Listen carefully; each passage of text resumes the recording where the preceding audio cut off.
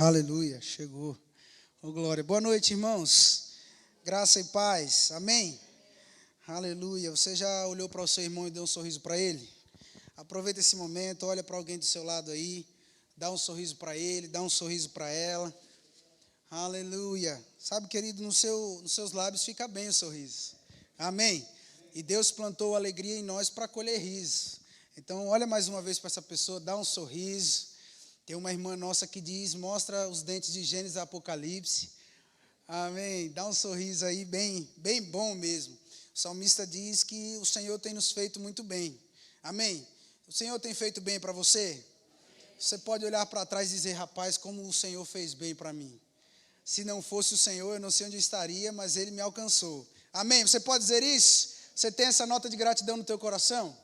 Aleluia. Então, vamos começar essa noite. Quero convidar você a fechar os seus olhos. Eu sei que nós já oramos aqui, mas orar é sempre bom e nunca é demais. Amém? Feche os teus olhos. Pai, nós te agradecemos, Senhor, por essa noite. Obrigado, Pai, por esse ambiente que o Senhor preparou para cada um de nós, como igreja, como corpo de Cristo, como família de Deus.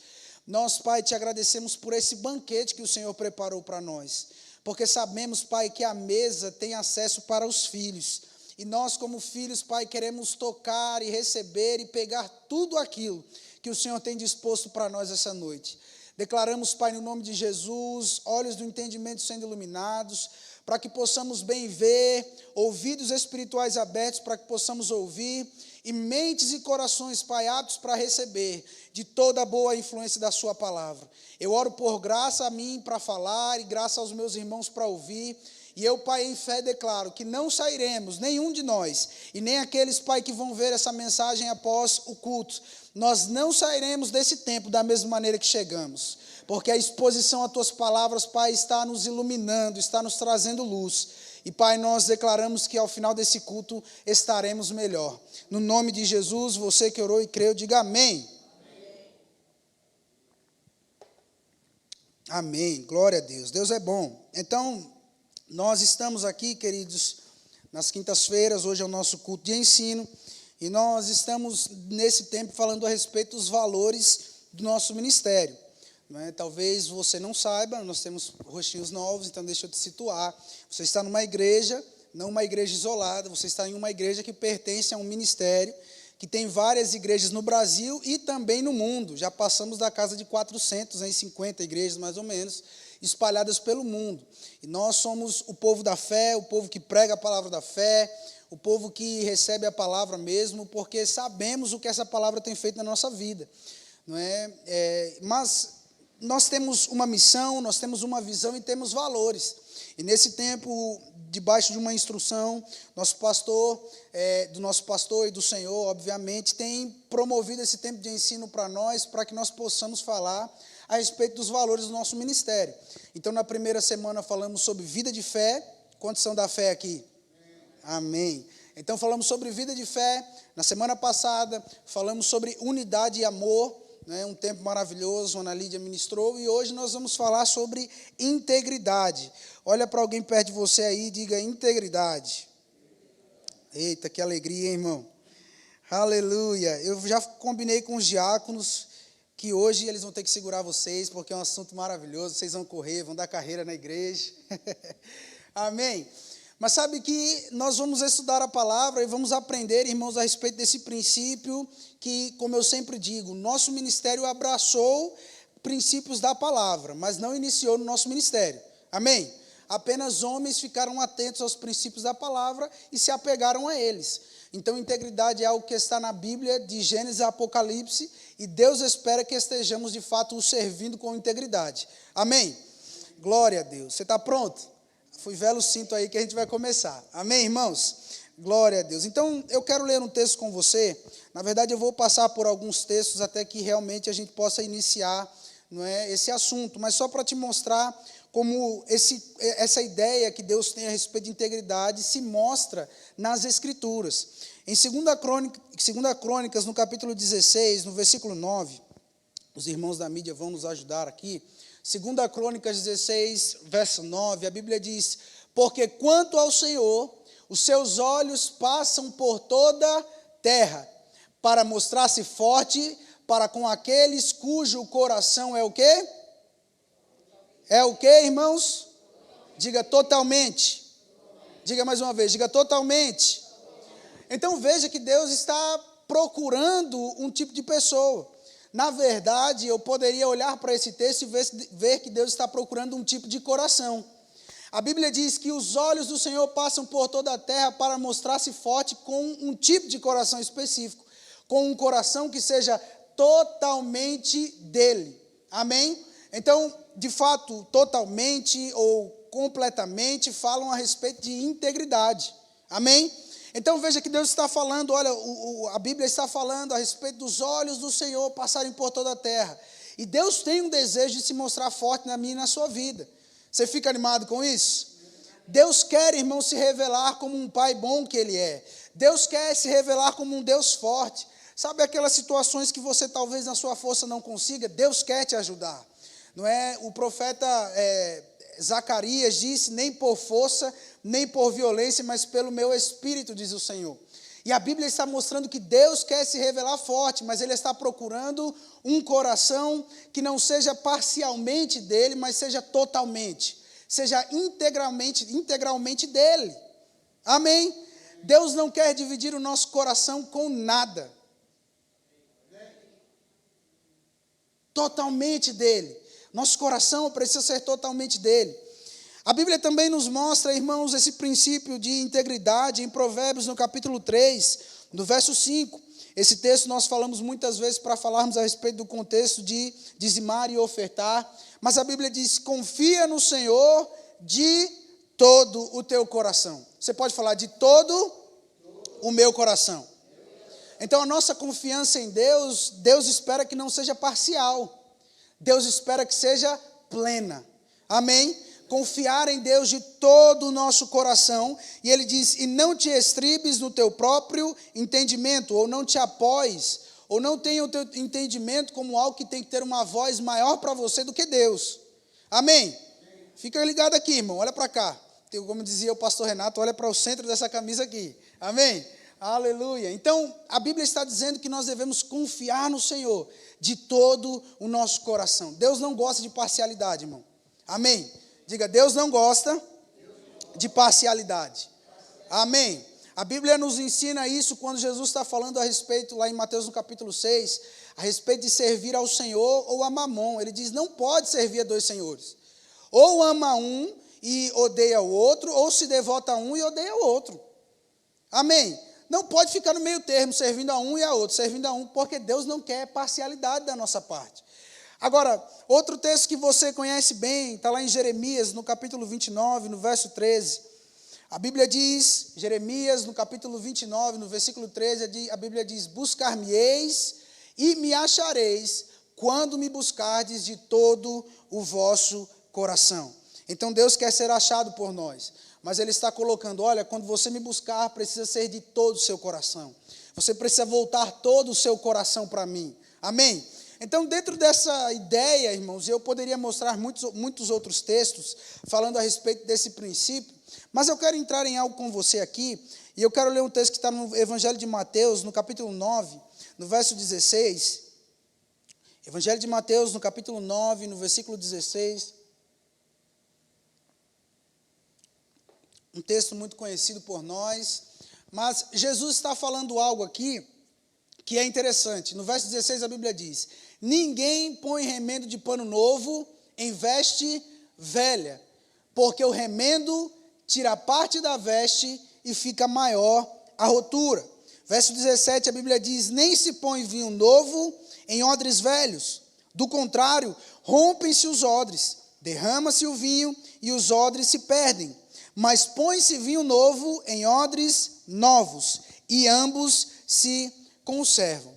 Eu sei que dentro do contexto de sociedade que nós vivemos hoje, quando uma roupa sua rasga, você tem inúmeras possibilidades. Tanto a de usar outra roupa, como de ir em uma loja e comprar, porque você é próspero, né? Mas você tem muitas opções. Mas nesse contexto que Jesus está falando, nesse tempo, nós entendemos que não tinha tanta opção assim. Até porque você vê que os panos eram caros, não é? As pessoas, para comprar um pano, precisavam de grandes recursos. Então as pessoas tinham o costume de guardar bem as suas roupas. Eram pessoas que eram cuidadosas, que gostavam de conservar aquilo que tinham. Amém? Então Jesus está falando, quando uma roupa rasga, você não compra um pano novo, corta dentro daquele pano novo um pedacinho e coloca na velha. Por quê? Porque no fim, aquela velha o rasgo vai ser ainda maior. E Jesus não está falando, irmãos, a respeito de roupa natural. Jesus está falando, e eu posso lembrar você de diversos textos, quando a Bíblia fala sobre se vestir ou sobre se revestir, está falando de comportamento. Diga, comportamento. O próprio apóstolo Paulo, ele nos ensina lá em Efésios no capítulo 6, a nós nos revestirmos de toda a armadura de Deus. E eu sei que já foi ensinado que a armadura de Deus é algo que você pode comprar aí para andar igual um soldado. Mas deixa eu te dizer, a armadura de Deus são comportamentos que você tem. Então, quando a Bíblia fala sobre vestir ou revestir, fala sobre comportamento, fala sobre conduta, sobre maneira como se vive. E Jesus está falando, você não pode pegar um pano de uma roupa nova e colocar em uma roupa velha. Quando você compra um pano novo, você precisa tirar o velho e colocar o novo. E eu acredito que isso nos leve para a realidade que nós vivemos hoje. 2 Coríntios 5,17 diz, ora, se alguém está em Cristo, nova criatura é. As coisas velhas e eis que tudo, diga tudo, se fez novo. Agora, irmãos, existe uma proposta no Evangelho para nós, para a minha vida e para a tua vida. Eu sei que nós falamos muito de que fomos salvos pela graça, mediante a fé, não é? Mas sabe que não foi de graça. Nós recebemos pela graça, mas alguém pagou um preço, e um preço muito alto, para que essa salvação chegasse até nós. De fato, as nossas obras não podem comprar a salvação, mas existem obras uma vez que somos salvos. Amém? As nossas obras não compram, porque não haveria preço que eu e você pudéssemos pagar para comprar aquilo que recebemos, a não ser o sangue do Cordeiro perfeito, Jesus. E Ele já fez essa parte. Agora, uma vez que somos salvos, Deus espera de nós um estilo de vida, uma maneira de se comportar, não mais como se comportava outrora. Amém? Aleluia. Vai dando glória a Deus, aleluia aí, irmão. Vai dançando, celebrando. Oh, aleluia. Então veja, uma vez que salvos, existe uma nova maneira de se viver. Uma vez que nós recebemos tão grande salvação, e a Bíblia diz, irmãos, que nós devemos entender o peso dessa salvação, porque salvação é algo extraordinário. E sabe que muitas vezes, se não tomamos cuidado, nós vamos para esse exemplo que Jesus disse aqui. A gente olha para o Evangelho e vê, olha, Deus tem interesse na prosperidade dos seus filhos. Então a gente gosta disso. Quem gosta aqui de falar sobre prosperidade? Não levanta a mão, irmão, senão vai estar mentindo. Quem gosta aqui de prosperidade? Amém. Mas sabe que a gente não pode abraçar no Evangelho só as coisas que nos são agradáveis. Aí, Daniel, obrigado. Glória a Deus pela sua vida. Depois a gente acerta, né? A gente não pode olhar para o Evangelho e dizer, eu quero continuar me comportando da mesma maneira, mas essa parte fica bem, eu gostei. É exatamente isso que Jesus está falando. A gente não pode olhar para o Evangelho e dizer, eu quero esse negócio de prosperar. Eu quero esse negócio de cura divina. Eu quero esse negócio de prosperar, mas se falar em dar, chega a arrepia o gato que está dentro da pessoa. Mas eu quero prosperar, eu quero ter casa boa, eu quero ter carro bom, eu quero ter roupa boa. Tem algo de errado nisso? Não. Mas nós não podemos abraçar apenas a parte que nos agrada, porque o Evangelho é um todo. E salvação fala sobre abraçar integralmente um novo estilo de vida. Amém, irmãos? Diga, um novo estilo de vida. Então agora, veja, Jesus está falando, não pega apenas uma parte e coloca na roupa velha. Tira a roupa velha. O próprio apóstolo Paulo, ele escreve, não é, para a igreja, acredito que seja de Tessalônica, ele escreve, olha, vocês precisam se despir, Colossenses, de Colossos. Ele diz, olha, vocês precisam se despir do velho homem. Vocês precisam tirar essa maneira de viver que era de outrora. Então, até a minha salvação eu vivia de um jeito, mas uma vez que eu fui salvo, eu preciso mudar a minha maneira de se comportar. E isso não é religiosidade. Porque algumas pessoas, em nome da graça, de uma graça que eu posso dizer que é uma graça furada, quiseram trazer para nós um ensino de que não importa o que você faça, pela graça você é salvo. Você pode fazer o que você quiser, mas graça não é uma absolvição de Deus dizendo peca. Graça é um poder divino para que a gente viva uma vida de santidade uma vez que fomos salvos. Amém? É por isso que eu sempre digo, irmãos, que Deus não cobrou de Davi o que ele cobra de mim e de você. Deus não cobrou de Abraão o que ele cobra de mim e de você.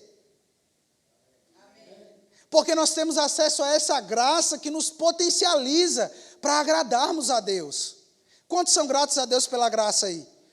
Aleluia! Essa graça, ela está em nós, operando.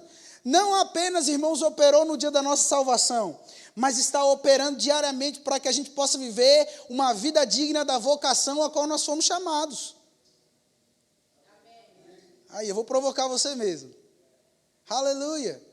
Então, nós precisamos entender que existe um todo do Evangelho e vida cristã, o nascer de novo, fala sobre abraçar o todo, abraçar a totalidade do Evangelho. Então, quando nós falamos sobre a totalidade do Evangelho, precisamos entender que não se trata apenas, irmãos, daquilo que eu recebo. Eu também preciso fazer coisas, eu preciso andar em obras de justiça. Amém? Onde está a justiça de Deus aqui? Amém. Agora, existem obras de justiça, irmãos, que você deve praticar e eu também. Amém? Então, nós precisamos pegar o todo que a palavra e que o novo nascimento traz proposto para nós. Agora, eu quero ler Efésios no capítulo 4, no verso 17. Essa vai ser uma leitura um pouco extensa, mas a gente vai parando e conversando a respeito de cada versículo. Efésios no capítulo 4, no verso 17, a Bíblia diz: isto, portanto, digo, e no Senhor testifico, que não mais andeis como também andam os gentios. Então, vamos parar um pouco aqui. Onde estão os pais aqui? Mãe, amém. Alguém aqui já falou para o seu filho, não faça isso, se ele não pudesse fazer? A gente sabe que quando você olha para uma criança e vê a criança querendo pôr o dedo na tomada, você diz, rapaz, não faça isso. Quando a criança está querendo subir em algum lugar perigoso, você diz, não faça isso. Mas se o pai está dizendo, não faça, é porque é possível que a criança faça. Paulo está olhando para essa igreja, esses irmãos, dizendo, não voltem a andar como andam os gentios. Quem são os gentios? Os sem aliança. Então, é possível, irmãos, que mesmo sendo salvo, mesmo nascido de novo, mesmo pertencendo a uma igreja maravilhosa como você pertence, se volte a andar como andam os gentios. Mas diga, isso não é para mim. Aleluia. Paulo está dizendo, olha, não volta a andar como vocês andavam antes. Porque existe uma forma como os gentios andam, mas é como você querendo usar uma roupa sua de 5 anos de idade. Não tem nenhuma criança aqui, só a pequenininha ali. Não fica bem em você, irmão. Sabe de uma coisa? Práticas do velho homem não ficam bem mais em você. Amém? Aleluia. Então, Paulo está dizendo, não façam isso, não voltem a andar como andam os gentios, como os gentios andam, na vaidade dos seus próprios pensamentos, obscurecidos de entendimento, alheios à vida de Deus, por causa da ignorância em que vivem, pela dureza do seu coração. Verso 19 diz, os quais, tendo se tornado insensíveis, se entregaram à dissolução, para com avidez cometerem toda a sorte de impureza. Mas veja o que Paulo diz para nós, a igreja de Cristo, ele diz, mas não foi assim que aprendestes a Cristo, se é que de fato o tendes ouvido e nele fostes instruídos, segundo é a verdade em Jesus, no sentido, verso 22, de que, quanto ao trato passado, vos despojeis do velho homem, que se corrompe segundo as concupiscências do engano, e vos renoveis do espírito do vosso entendimento, e vos revistais do novo homem. Agora, como é esse novo homem? Ele diz, criado segundo Deus, em justiça e retidão, procedentes da verdade. Amém? Diga, Deus é um Deus da verdade. Então, a Bíblia está dizendo que nós somos procedentes da verdade. Agora, irmãos, nós sabemos que o pai da mentira é o diabo. Agora, nós poderíamos dizer que Deus é o pai da verdade. Afinal, Jesus disse, olha, eu sou o caminho, eu sou a verdade e eu sou a vida. Agora, pensa comigo, irmãos, veja que Paulo está dizendo aqui, olha, esse novo homem, ele é criado segundo Deus em justiça e retidão, procedentes, ou seja, vieram da verdade. Então, olha para alguém perto de você e diga, com você, mentira não fica legal. Aleluia. Então, mentira, irmãos, não fica bem, porque a nossa fonte é a verdade. Amém. Então, esse novo homem que o apóstolo Paulo está dizendo, vos revistais do novo homem. Veja que é uma decisão. Ele não está dizendo que quando você nasceu de novo, você automaticamente se revestiu do novo homem. Afinal, Paulo está falando com uma igreja. Ele está falando com cristãos, com crentes, com pessoas que possivelmente estavam no culto. Era uma carta que Paulo estava escrevendo para esses irmãos, dizendo, olha, é necessário que você se revista do novo homem. Eu nasci de novo, Gabriel, agora está tudo feito. Não, irmãos, tem um processo. De fato, no seu espírito está tudo resolvido. Está tudo certo, está tudo bem. Você nasceu de novo, é lá mesmo. Mas a sua alma exige um processo diário no qual você precisa encher ela do que a Bíblia diz a teu respeito. Sabe, irmãos, que Paulo fala em Romanos no capítulo 7 a respeito da nossa carne militar contra o nosso espírito. Mas eu acho interessante porque Paulo não fala sobre a alma. Paulo fala sobre a carne militar contra o espírito. E esses dias eu estava indo para o trabalho e subiu essa impressão no meu coração. Sabe, ele não fala sobre a alma. Isso me mostra que do que eu encho a minha alma vai determinar para que lado eu vou pender.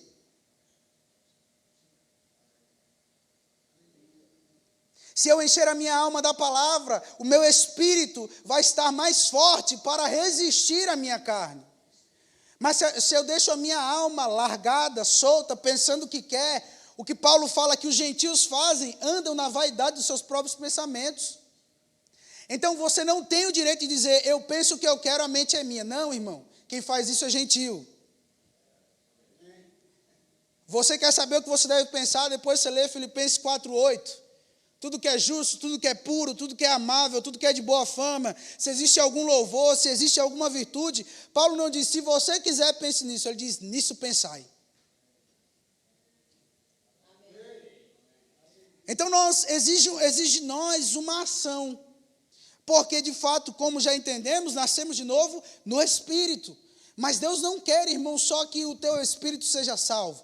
Deus está trabalhando, e graças a Deus pela igreja, que nos traz materiais, nos traz ensinos da palavra, para que você possa encher a sua palavra, a sua mente, com a palavra e com o que a Bíblia diz a teu respeito. Sabe que quando a gente fala, irmãos, eu sou o que a Bíblia diz que eu sou, eu tenho o que a Bíblia diz que eu tenho, eu posso o que a Bíblia diz que eu posso, a verdade é, como você vai usufruir se você não sabe o que a Bíblia diz a respeito dessas três coisas? Então, eu preciso saber o que a Bíblia fala que eu sou.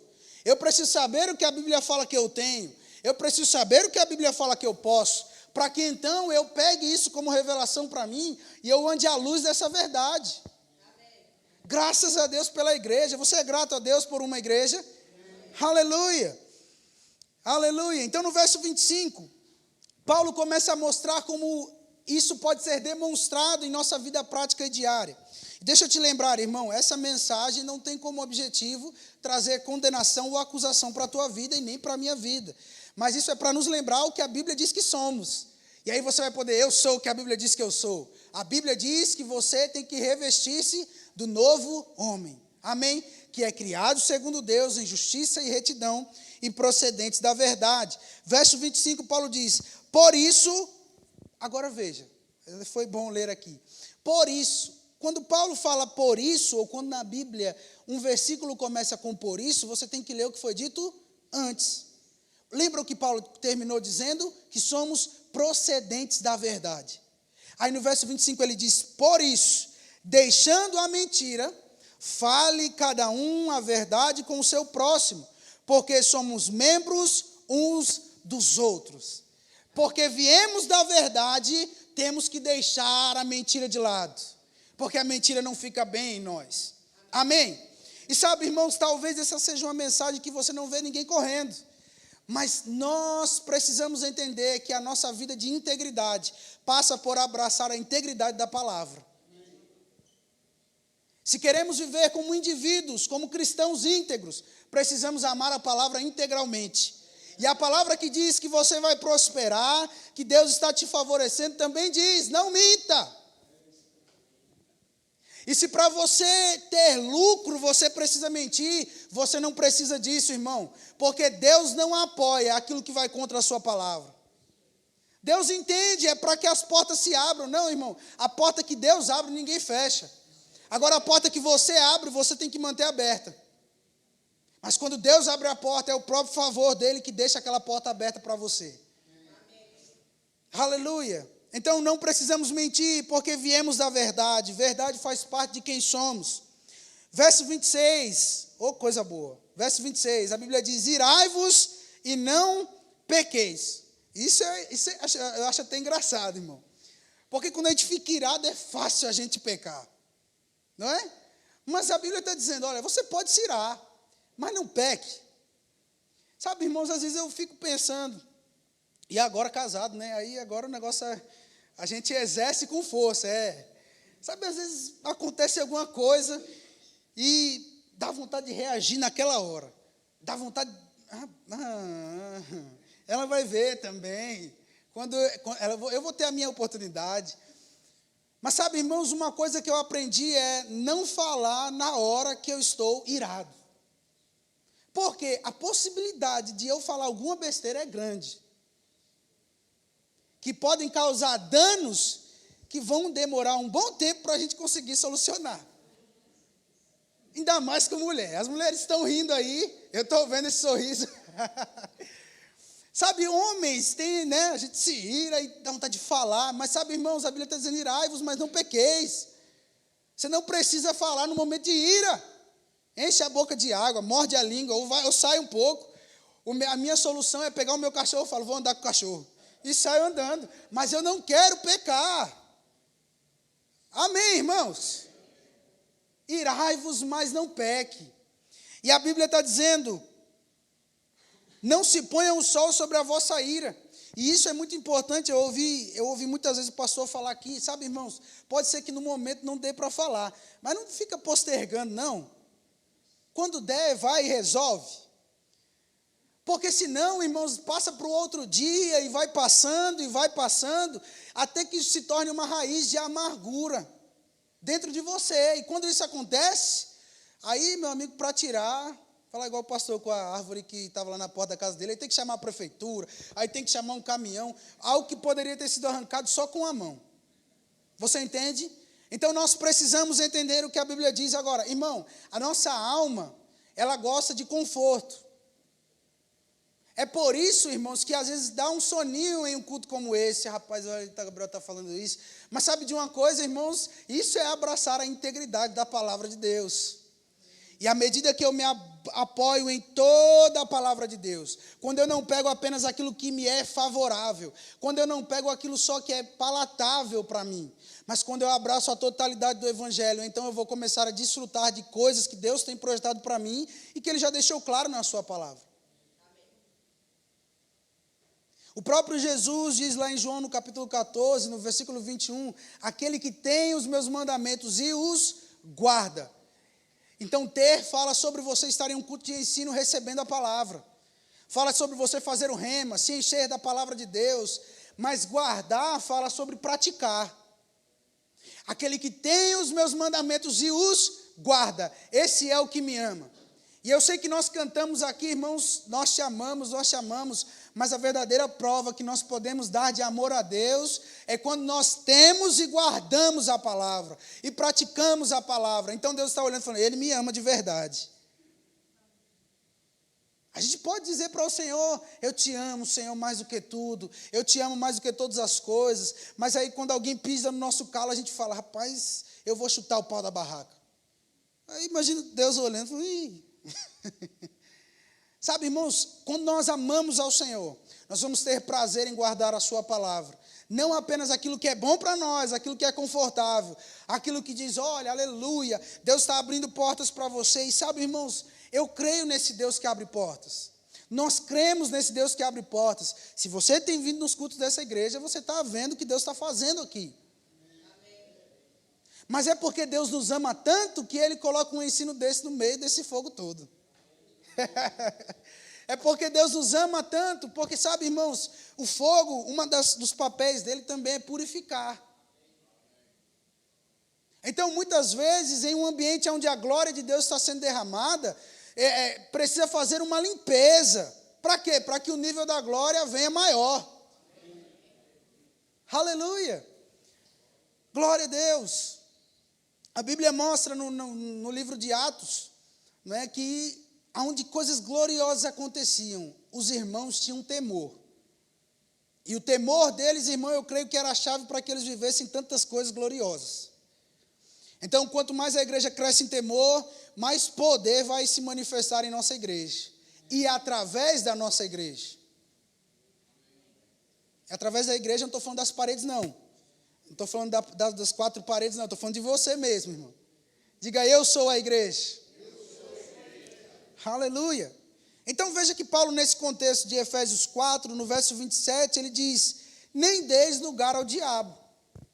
E eu acho interessante porque o diabo, ele só tem um lugar de acesso que a gente dá. Mas veja no contexto que Paulo está falando isso. Não minta. Depois Paulo diz, olha, irai-vos, mas não pequeis. Isso me mostra, irmãos, que momentos assim, quando você fala, é só uma mentirinha.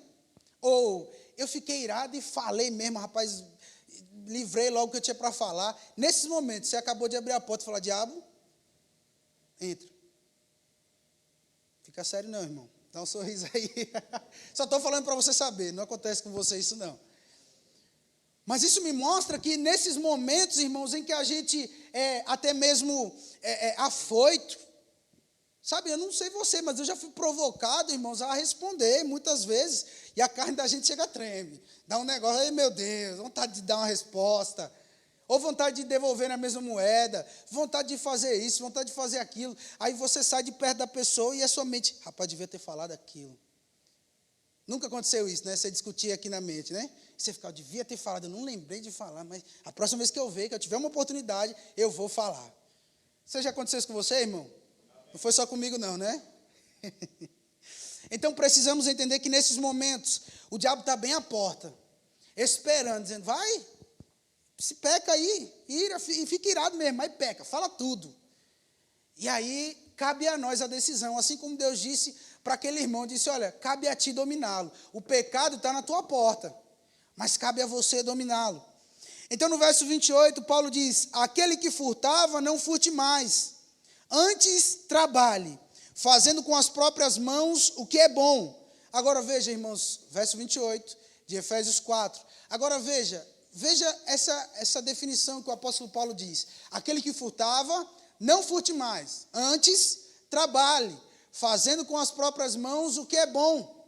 Para ter dinheiro? Não, para que tenha com o que acudir ao necessitado. Então a verdadeira causa do seu trabalho não é só para suprir você, meu irmão. Eu sei que o trabalho é uma ferramenta que Deus estabeleceu para alcançar as nossas vidas. Mas veja, o apóstolo Paulo está dizendo, ó, trabalhe com as suas próprias mãos, para que você possa ter casa boa, para que você possa ter carro bom. Não, ele diz para acudir o necessitado. Então precisa haver em nós essa percepção, esse desejo de alcançar pessoas que precisam. Amém. Eu não estou falando que você não deve ter essas coisas, mas eu estou dizendo, irmãos, que o motivo do seu trabalho é ser uma resposta de Deus para alguém. Amém. Aleluia. E no versículo 30, ele diz, e não entristeçais o Espírito de Deus, no qual fostes selados para o dia da redenção. Agora, eu sei que nós estamos falando, irmãos, sobre integridade, e nós como cristãos precisamos de fato ser íntegros naquilo que fazemos. Sabe que algumas pessoas pensam que ser crente é chegar, viver uma semana inteira toda na bagunça, e aí chegar aqui na esquina da igreja, colocar a Bíblia debaixo do braço, hoje é o celular, né? Dentro do bolso, falar, agora eu vou para a igreja. Coloca a roupa de crente, muda a voz e agora eu vou para a igreja. Mas isso não te faz alguém que está andando de acordo com aquilo que Deus tem para a tua vida. Não é ter aparência de crente que vai transformar a nossa vida, irmão. Não é ter voz de crente, não é falar glória a Deus, aleluia, que vai mudar a tua vida. E nem a minha também. Nem ao menos frequentar uma igreja te faz ser um crente ativo, fervoroso, ousado. Você pode estar aqui no meio de todo mundo, assim como posso eu, mas a minha vida não está sendo tocada por esse evangelho. E eu te digo, a culpa não está no evangelho, porque o evangelho é o poder de Deus para a salvação, e não é de todo mundo, mas é para aquele que crê. O evangelho é o poder de Deus para a salvação de todo aquele que crê. Aleluia. Agora veja, Provérbios no capítulo 21, no versículo 3. Eu vou ler na ARA e depois eu vou ler na NVT. Diz: exercitar a justiça e juízo é mais aceitável ao Senhor do que sacrifício. Agora coloca, por favor, na NVT. A Bíblia diz: o Senhor se agrada mais ao fazermos o que é certo e justo do que ao lhe oferecermos sacrifício. Sabe, irmão, às vezes a gente vem para o culto, e eu, como ministro de música, alguém que está envolvido com um grupo de música, eu sei que não é para você deixar de fazer isso. Mas sabe que às vezes a gente vem para o culto e a gente levanta as mãos e a gente adora ao Senhor durante o período de adoração. Mas a Bíblia está dizendo que Deus se agrada mais de quando nós fazemos o que é certo e bom do que as ofertas ou os sacrifícios. Sabe de uma coisa? A nossa vida, irmãos, quando ninguém está vendo, vai agradar mais ao Senhor do que a nossa mão levantada no culto.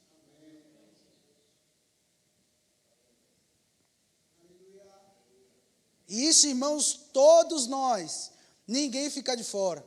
Por enquanto a bebê ali. Mas ninguém fica de fora. Por quê? Porque nós não moramos dentro da igreja. Não trouxemos a nossa caminha, pegamos o caminhão de mudança e dizemos, agora vamos morar na igreja. O pastor vai ter um botão nele lá que a gente vai apertar e o pastor vai ver pregando para nós. Prega, pastor. Prega, pastor. Grupo de música, vamos cantar. Não, irmãos, a gente sai daqui. A gente vai para o nosso trabalho, a gente vai para a nossa casa. E no seu trabalho, a pergunta é, você tem sido Jesus para alguém? Eu tenho sido Jesus para alguém? Porque às vezes nós queremos estar na igreja e dizer, eu quero esse púlpito. E sabe, irmãos, eu vou te dizer, confessar algo para você. Eu já quis muito o púlpito. Eu já quis aparecer, rapaz. É gostoso, é legal. Porque é o que eu gosto de fazer, é o que eu amo fazer. Mas, sabe de uma coisa, um dia eu entendi. E dentro desse procedimento, eu errei. E coisas aconteceram, sabe, que me fizeram cair na realidade e dizer, rapaz, olha, ser crente não está ligado apenas ao púlpito. Porque fazer isso aqui, irmãos, por causa do dom que Deus me deu, é fácil. Se eu quiser fazer isso aqui sem depender de Deus, por um tempo, eu sei que eu posso fazer. Mas sabe de uma coisa? Eu não quero, irmão, ser tolerado por Deus em cima do púlpito. Porque lá fora, Deus está olhando para mim e me reprovando. Eu não quero ser um bom ministro de música, um bom baterista, um bom diácono, um bom tio do departamento infantil, e Deus está olhando para mim dizendo, eu estou reprovando. Na igreja você é um bom crente, oh, aleluia. Na igreja eu até dou umas carreiras, os irmãos me conhecem como sapatinho de fogo, eu oro em línguas, eu pulo, eu rodopio. Irmão, está errado isso? Não. Mas a gente precisa aprender a rodopiar, dançar, orar em línguas lá fora, quando ninguém daqui está nos vendo. Quando você está sozinho, você tem aquele mesmo fervor de espírito que controla a sua carne? Integridade, irmão. Eu estou falando primeiramente para mim, porque essa tarde foi uma tarde de meditar bastante nessas coisas. Nós precisamos mesmo, irmão, ser íntegros, a ponto de alguém olhar para nós e dizer, eu não sei o que esse rapaz tem, mas ele é diferenciado. E quando eu falo sobre integridade, eu não consigo não lembrar de José. José foi íntegro em cada fase da sua vida. Até mesmo quando ele teve a oportunidade de usar momentos para se alavancar. A Bíblia diz que ele preferiu. Quando ele está diante da mulher de Potifar, ele diz, olha, eu não cometeria tamanha maldade contra o meu Deus. Eu acho interessante essa fala de José, irmão, porque é possível que Potifar não soubesse o que ele fizesse ali. É possível que as pessoas não saibam, mas quando José fala, olha, o que me impede de fazer não é Potifar, é o Senhor. Porque os olhos do Senhor passam por toda a terra. Ele diz, eu não cometeria tamanha maldade contra o meu Deus. E porque escolheu fazer o que era certo, momentaneamente teve prejuízo, teve dano, foi para a prisão. Mas sabe de uma coisa, irmãos? Deus vê as escolhas que fazemos quando parece que para nós foi dano. Lembra o que nós falamos? O pastor falou aqui, Deus está no nosso futuro, irmão. Deus está no nosso futuro. E talvez decisões hoje que tomamos que pareçam que é perda e prejuízo, Deus está lá na frente falando, filho, você abriu uma porta aqui na frente. Aleluia. Glória a Deus. Agora eu quero terminar com esse texto de 1 Pedro, no capítulo 3, no verso 13.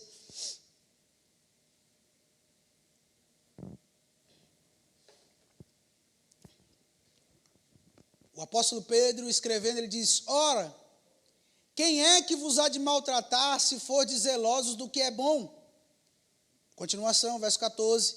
Mas, ainda que venhais a sofrer por causa da justiça, bem-aventurado sois. Continua dizendo, não vos amedronteis, portanto, com as suas ameaças, e nem fiqueis alarmados. Versículo 15. Antes, santificai a Cristo como Senhor em vosso coração, estando sempre preparados para responder a todo aquele que vos pedir razão da esperança que há em vós, fazendo-o todavia com mansidão e temor, com boa consciência, de modo que naquilo em que falam contra vós outros, fiquem envergonhados os que difamam o vosso bom procedimento em Cristo. Olha que interessante esse verso 16. O apóstolo Pedro está falando a respeito de nós termos o Senhor como santificado no nosso coração. E aí no verso 16 ele diz, fazendo-o todavia, ou seja, anunciando, quando alguém vier perguntar, o que é que você tem de diferente? Por que no trabalho todo mundo pega uma porcentagem e você não? Por que é que todo mundo chega atrasado e você não? Por que é que todo mundo fala mal do chefe e você não? Por que é que quando ligam na sua casa e você sabe que é algo que pode te causar dano, você não fala para o filho, olha, atende aí e fala que o pai não está? Por que você não faz isso? Pedro está falando, responde, mas responde com mansidão e temor e com boa consciência. E ele continua dizendo, de modo que naquilo que falam contra vós outros, fiquem envergonhados os que difamam o vosso bom procedimento em Cristo. Ou seja, o que ele está dizendo? Aquelas pessoas que dizem, aí, lá vem o crente. Você já passou por isso, irmão? Lá vem o crente, olha o crente aí, ó. Chega no jantar de Natal, ou no almoço de Natal, no Ano Novo, na família, fizeram uma lavagem cerebral nele. Está todo doido, agora só quer saber de igreja, só quer saber de Jesus. Esse negócio aí fez uma lavagem, pastor pegou ele. Não, aí você sabe, irmãos, que se alguém te perguntar, você diz, olha, ele transformou a minha vida mesmo. Está transformando a minha mente diariamente. Ele está mudando a minha história. Você pode dar essa resposta. Agora ele diz, mas responda e tenha uma boa consciência. Ou seja, saiba que você tem sido luz naquele lugar, e ninguém vai poder falar contra esse teu cristianismo. O que ele está dizendo, em outras palavras, é, ei, tenha boa consciência. Quando você vai deitar lá no seu travesseiro à noite, você já experimentou, irmãos, ir dormir com algo pendente? A consciência da gente parece que fica aquela acusação, aquela coisa ruim. Rapaz, não consigo dormir, aquela coisa indigesta dentro de nós. Mas quando estamos com uma boa consciência, é tranquilo e é leve. E o apóstolo Pedro está dizendo, quando você vive em boa consciência, quem olhar para você não vai ter o que falar do teu evangelho. Quem olhar para você vai ter que dizer, lá vem o crente do trabalho, mas quando tiver um problema na família, ele vai te procurar e falar, ora pelo meu pai, ora pelo meu familiar, ora por isso, eu preciso da sua oração. Por quê? Porque crentes decidiram ser crentes de verdade. Amém, irmão? Não se trata de chegar lá e dizer, olha, você vai para o inferno. Não, se trata de você ser o Jesus que aquela pessoa vai conhecer. Jesus, irmãos, quando teve a oportunidade de tacar pedras em alguém, ele disse, ei, não, alguém de vocês, quem não tem pecado, atira a primeira pedra. Ou seja, não seja precipitado para julgar. O que é ser Jesus em casa? O que é ser Jesus no trabalho? É olhar para o que Jesus fez e ser de fato como Ele. E às vezes a gente olha para a Bíblia, irmãos, e a gente sempre se identifica com aqueles que receberam algo de Jesus. A gente sempre olha para a mulher do fluxo de sangue e diz, olha, eu vou tocar em Jesus, aleluia. Mas sabe que a identificação do novo nascimento é com Jesus. A identificação do novo nascimento é você ser a resposta. Porque quando a Bíblia fala, irmãos, de um segundo Adão, o primeiro Adão falhou. E ele era esse protótipo dessa raça que Deus estava inaugurando. Então Deus estabeleceu um segundo Adão. E esse segundo Adão é o início de uma nova raça. Eu e você partimos desse segundo Adão. E esse segundo Adão era perfeito. Esse segundo Adão andava em amor. Esse segundo Adão, ele foi a expressão da generosidade de Deus. Então eu e você precisamos olhar para Jesus e dizer, eu quero ser como Ele. Eu quero de fato na prática manifestar amor assim como Ele manifestou. E a Bíblia fala que quando uma tarde ele estava lá com a multidão e os seus discípulos falaram, Senhor, despede a multidão que está tarde. Eles vão ficar com fome. E Jesus fala, vocês não têm nada aí não? Aleluia. Jesus olha, vocês não têm nada, me traz aí alguma coisa que vocês têm. Aí tem um menininho, tem um rapazinho, que eu fico pensando, irmãos, e eu quero te levar a pensar, agora eu vou terminar com isso. Você acredita que aquele menininho, deixa eu te levar a pensar aqui juntamente comigo em uma história. Pense que aquele menininho acordou de manhã e estava todo animado, dizendo, hoje eu vou ver o pastor Jesus. Ele diz, eu vou ver o pastor Jesus vai fazer uma cruzada aí o dia inteiro e eu vou lá. Aí a mãe, você vai ver Jesus? Vou fazer uma lancheirinha para você levar comida para você passar o dia. Agora, você acha que no meio daquela multidão, só aquele menino tinha levado algo para comer? Ou só aquele menino estava pronto para repartir? Não estava pensando só no seu próprio umbigo? Oh, aleluia. Será que no meio daquela multidão, só aquele menino tinha? Ou será que aquele menino foi o único que decidiu falar, olha, eu vou dar para Jesus o que é meu. Pelo bem de todos, eu dou o meu. Oh, aleluia. Isso é animador, né, irmão? E por causa daquele menino, a Bíblia diz que Jesus começou a fazer a multiplicação de pães e peixes e alimentou 5.000 homens, fora mulheres e crianças. Por causa de um menino que decidiu ter uma atitude como a de Jesus, a Bíblia fala que uma multidão toda foi alimentada. Amém, irmãos? Então, qual é a proposta desse ensino? O que é andar em integridade? É andar como Jesus andou. É andar como Jesus andou. É transbordar do amor de Deus, é ser íntegro. Quando falar sim, é sim. Quando falar não, é não. Quando falar 5:30, é 5:30. Não é dizer, eu vou marcar 5:30 para o pessoal chegar às 6 horas. Não, irmão. Integridade é você marcar 5:30 e chegar às 5:10. Oh, aleluia. Chega às 5:10, irmão. E aí, se a pessoa atrasar, mas ele atrasou comigo uma vez, mas você não é ele. Você é você. E você não precisa errar porque alguém errou com você. Aleluia. Então, deu certo para os diáconos segurar os irmãos aí sentados na cadeira. Essa alegria toda. Mas sabe, irmãos, é isso que vai nos fazer viver uma vida próspera em todas as áreas aqui nessa terra. E salvação não fala a respeito apenas de deixar de ir para o inferno e ir para o céu, mas fala também de nós vivermos céu na terra. E a maneira como nós vamos ativar as bênçãos de Deus e essas manifestações do reino de Deus na nossa vida é com integridade. Amém? Feche teus olhos, eu quero terminar orando. Pai, eu te dou graças por essa palavra. Obrigado por esse alimento que recebemos, Pai, essa palavra que é poderosa, assim como o Senhor nos instrui, ela é poderosa para salvar as nossas almas. E nós queremos acolher com mansidão essa verdade, não com acusação, não com peso, não como vindo apenas de um homem, mas vindo do Senhor. Afinal, o Senhor tem cuidado de nós, e igreja é um ambiente onde o Senhor manifesta o seu cuidado para conosco. Pai, nós te agradecemos porque contamos com a ajuda do seu Santo Espírito, para que a gente possa praticar todas essas verdades.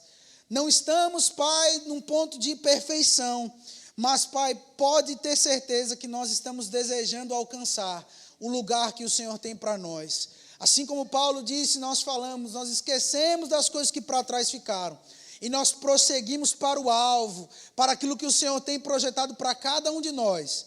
E que possamos, Pai, de fato, provar na prática, sermos homens e mulheres íntegros. Assim como a sua palavra diz que quando foi se escolher os diáconos na igreja, precisavam ser cheios do Espírito, cheios de sabedoria e de boa reputação. Que possamos, Pai, olhar em nosso meio e ver homens e mulheres com boa reputação. Não apenas aqui, mas nos trabalhos, nas casas, bons maridos, bons trabalhadores, bons empresários. Que possamos, Pai, ser Jesus por onde quer que a gente possa ir. Eu te dou graças, Pai, no nome de Jesus. Amém, amém, amém. Aleluia.